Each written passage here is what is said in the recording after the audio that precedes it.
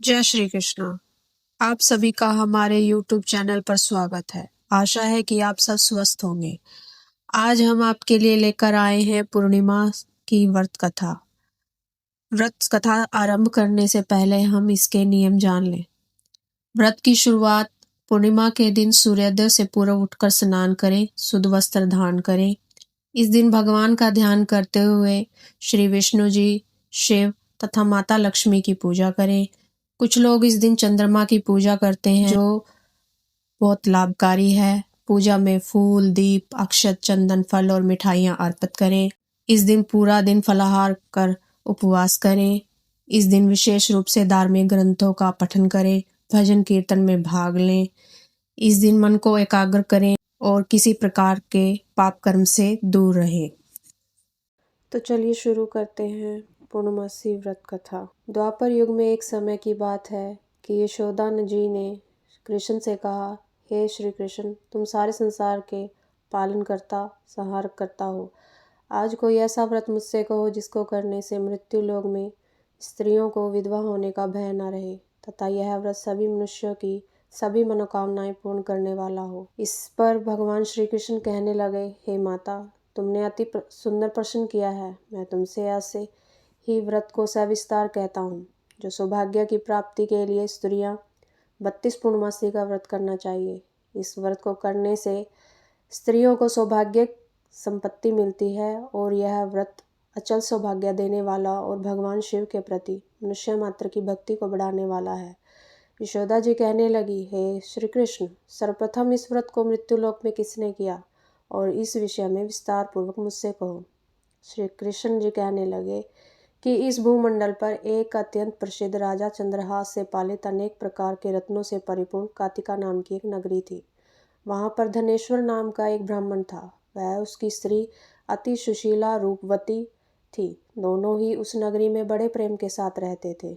उनके घर में धन धान्य आदि की कमी नहीं थी, पर उनको एक बड़ा दुख था कि उनकी कोई संतान नहीं थी। इस दुख से वे अत्यंत दुखी थे। एक समय एक तपस्वी योगी उस नगरी में आया। वह योगी उस ब्राह्मण के घर को छोड़कर अन्य सभी घरों से भिक्षा लेकर भोजन किया करता। रूपवती से वह भिक्षा नहीं लेता। उस योगी ने एक दिन रूपवती से भिक्षा न लेकर किसी अन्य के घर से भिक्षा लेकर गंगा किनारे जाकर भिक्षा अन्न को प्रेम पूर्वक खा रहा था। तभी धनेश्वर ने योगी का यह कर्म देख लिया और वह भिक्षा का अनादर से दुखी होकर धनेश्वर योगी से बोला, हे महात्मन, आप सब घरों से भिक्षा लेते हैं, परंतु मेरे घर की भिक्षा कभी नहीं लेते।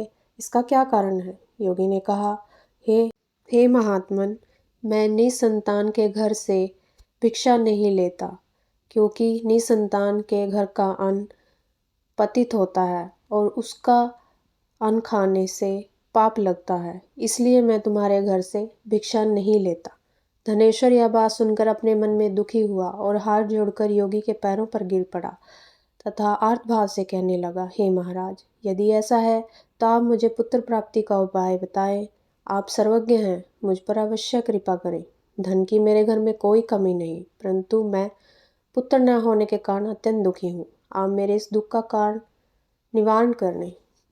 यह सुनकर योगी कहने लगे, हे ब्राह्मण, तुम चंडी की आराधना करो। घर जाकर अपनी स्त्री से सब वृत्तांत कहा और स्वयं तप के निमित्त वह वन में चला गया। वन में जाकर उसने चंडी की उपासना की। 16वें दिन स्वप्न में चंडी ने उसे दर्शन दिए और कहा, हे दिनेश्वर, जा तेरे पुत्र होगा, परंतु वह 16 वर्ष की आयु में मृत्यु को प्राप्त हो जाएगा। यदि तुम दोनों स्त्री पुरुष 32 पूर्णमासी का व्रत विधि पूर्वक करोगे तो वह दीर्घायु होगा। जितनी तुम्हारी समर्थ्य हो, आटे के दिए बनाकर शिव का पूजन करो और पूर्णमासी को 32 हो जाने चाहिए। प्रातःकाल होने पर इस स्थान के समीप तुम्हें एक आम का वृक्ष दिखाई देगा। उस पर चढ़कर तुम एक फल तोड़कर श्री घी अपने घर ले जाना और अपनी स्त्री से सब वृत्तांत कहना। ऋतु स्नान के पश्चात जब वह स्वस्थ हो जाए तो श्री शंकर जी का ध्यान करके उसके फल को खा लेना। तब भगवान शंकर की कृपा से उसे गर्भ हो जाएगा। जब वह ब्राह्मण प्रातःकाल उठा तो उसने उस स्थान के पास एक आम का वृक्ष देखा जिस पर एक सुंदर आम लगा हुआ था। उस ब्राह्मण ने आम के वृक्ष पर चढ़कर उस फल को तोड़ने का प्रयास किया, परंतु वृक्ष पर कई प्रकार से प्रयत्न करने पर भी वह चढ़ न पाया। तब उस ब्राह्मण ने बहुत चिंता हुई तो उसने विघ्न विनाशक श्री जी गणेश जी की वंदना की और कहा, हे दयानिधि, आप भक्तों के हर विघ्नों को नाश करने वाले हैं और दुष्टों का नाश करने वाले हैं, रिद्धि सिद्धि को देने वाले हैं। तो आप मुझ पर कृपा करें और बल दें कि मैं अपने मनोरथ को पूर्ण कर सकूं। इस प्रकार गणेश की प्रार्थना करने पर वह धनेश्वर वृक्ष पर चढ़ गया और एक अति सुंदर आम को फल ले आया। उसने वह फल अपनी स्त्री को खाने को दिया और पति के कथानुसार उस फल को खा लिया और वह गर्भवती हो गई। देवी की असीम कृपा से उसे एक अत्यंत सुंदर ही पुत्र प्राप्त हुआ, जिसका नाम देवीदास रखा गया। माता पिता के हर्ष का हुआ, पर वह बालक शुक्ल पक्ष के चंद्रमा की भांति अपने पिता के घर में बढ़ने लगा।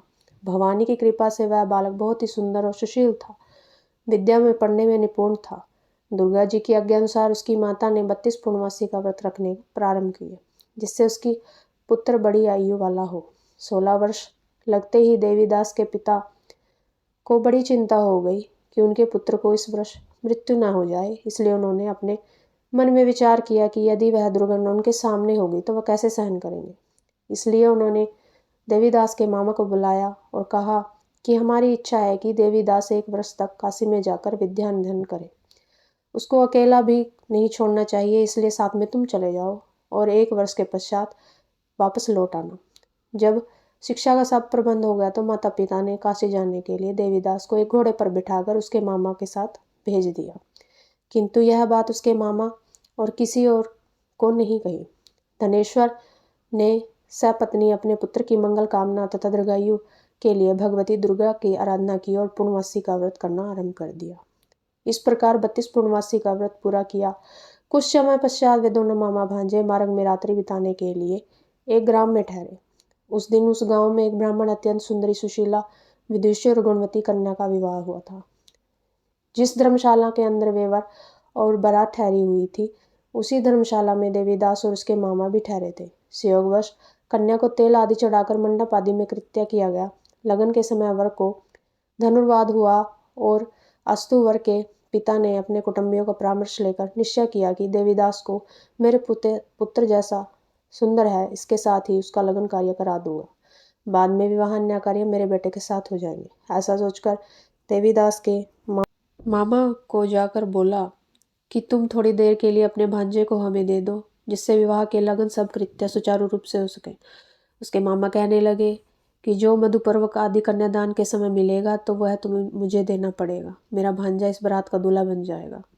यह बात वर के पिता ने स्वीकार कर ली और अपना भांजा वर बनने के लिए भेज दिया। इसके बाद विवाह में कार्य आदि रात्रि में विधिपूर्वक संपन्न हो गया और पत्नी के साथ वह भोजन न कर सका और मन में सोचने लगा कि न जाने किसकी स्त्री होगी। वह एकांत में ऐसी सोच में गर्म निश्वास छोड़ रहा था। उसकी आंखों से आंसू बह रहे थे। तब वधू ने पूछा, क्या बात है, आप इतने उदासीन व दुखी क्यों हैं? तब उसने ये सब बातें जो वर के पिता और उसके मामा के बीच हुई थी सब बतला दी। तब कन्या कहने लगी, यह ब्रह्म विवाह के विपरीत होगा। देव ब्राह्मण अग्नि के सामने मैंने आपको अपना पति बनाया है, इसलिए आप ही मेरे पति हैं। मैं आपकी ही पत्नी रहूंगी, किसी अन्य की कदापि नहीं। तब देवीदास ने कहा, ऐसा मत कहिए, क्योंकि मेरी आयु बहुत थोड़ी है। मेरे पश्चात आपकी क्या गति होगी? इन बातों को अच्छी तरह विचार लो। परंतु वह दृढ़ विचार वाली थी। बोली, जो आपकी गति होगी वही मेरी गति होगी। हे स्वामी, आप उठिए, भोजन करिए, आप निश्चय ही भूखे होंगे। इसके बाद देवीदास और उसकी पत्नी दोनों ने भोजन किया तथा शेष रात्रि वे सोते रहे। प्रातःकाल देवीदास अपनी पत्नी के 3 नगों से जड़ी हुई अंगूठी दी और एक रुमाल दिया और बोला, हे प्रिय, इसे लो और संकेत समझकर स्थिर चित्त हो जाओ। मेरा मरण और जीवन जानने के लिए तुम एक पुष्प वाटिका बनाओ, उसमें एक सुगंधित वाली नवमालिका लगा लो, उसको प्रतिदिन जल से सींचा करो और आनंद से खेलो कूदो और उत्सव मनाओ। जिस दिन मेरा प्राणांत होगा वह फूल सूख जाएंगे और जब ये फिर हरे हो जाएं तो जान लेना कि मैं जीवित हूँ। यह बात निश्चय करके समझ लेना, इसमें कोई संशय नहीं। यह समझा कर चला गया। प्रातःकाल होते ही वह गाजे बाजे से बजने लगे और जिस समय वह कार्य समाप्त करने के लिए वर तथा बाराती मंडप में आए तो कन्या ने वर को भली प्रकार देखकर अपने पिता से कहा, यह मेरा पति नहीं, जिसके साथ मैंने रात्रि में पानी ग्रहण हुआ है, इसके साथ मेरा विवाह नहीं हुआ। यदि यह वही है तो बताए कि मैंने इसको क्या दिया। मधुपूर्वक और कन्यादान के समय मैंने जैसे भूषण आदि दिए उन्हें दिखाए, और रात्रि को हमने जो गुप्त बातें की वह भी सुनाए।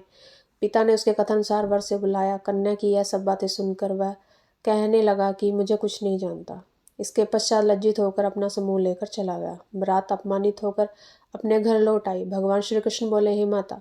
इस प्रकार देवीदास काशी विद्याधन के लिए चला गया। जब कुछ समय बीत गया तो काल के विपरीत होकर एक सर्परात्रि के समय उसको डसने के लिए वहां आया। उस विषधर के प्रभाव से शयन के स्थान चारों ओर से विष की ज्वाला से विषैला हो गया, परंतु व्रतराज के प्रभाव से उसको काटने का नहीं पाया, क्योंकि पहले ही उसकी माता ने 32 पूर्णमासी का व्रत कर लिया था। इसके बाद मध्याह्न के समय स्वयं काल वहां पर आए और उसके शरीर से उसके प्राणों को निकालने लगे, जिससे वह मूर्छित होकर पृथ्वी पर गिर पड़ा। भगवान की कृपा से उस समय पार्वती जी और श्री शंकर जी वहां पर गए, और उसको मूर्छित दशा में देखकर पार्वती जी ने भगवान शंकर से प्रार्थना की कि हे महाराज, इस बालक की माता ने पहले 32 पूर्णमासी का व्रत किया है, जिसके प्रभाव से हे भगवान आपको इसको प्राण दान दे।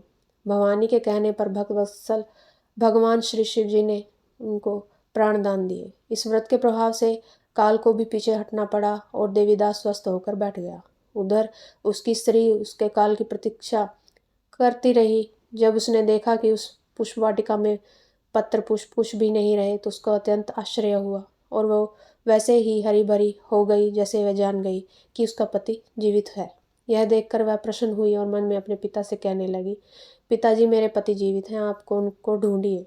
जब 16 वर्ष व्यतीत हो गए तो देवीदास अपने मामा के साथ काशी से चल दिए। इधर इसे ससुर जी उसको ढूंढने के लिए अपने घर से जाने वाले ही थे कि दोनों मामा भांजे वहां आ गए। उन्हें आया हुआ देखकर उसके ससुर जी बड़े प्रसन्न हुए और अपने घर में ले आए। उस समय नगर के निवासी वहां इकट्ठे होकर सबने निश्चय किया कि अवश्य वही बालक है जिसके साथ कन्या का विवाह हुआ है।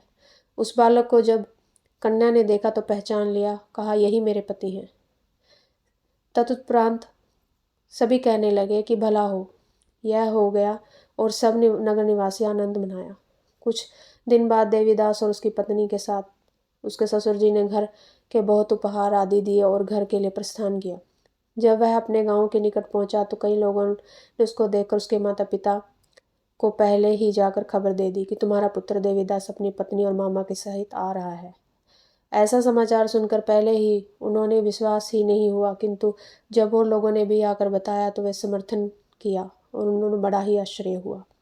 लेकिन थोड़ी देर में देवीदास ने आकर माता पिता के चरणों में सिर झुकाकर प्रणाम किया और उसकी पत्नी ने भी सास ससुर के चरणों को स्पर्श किया, और माता पिता ने अपने पुत्र और पुत्रवधू को अपने हृदय से लगा लिया।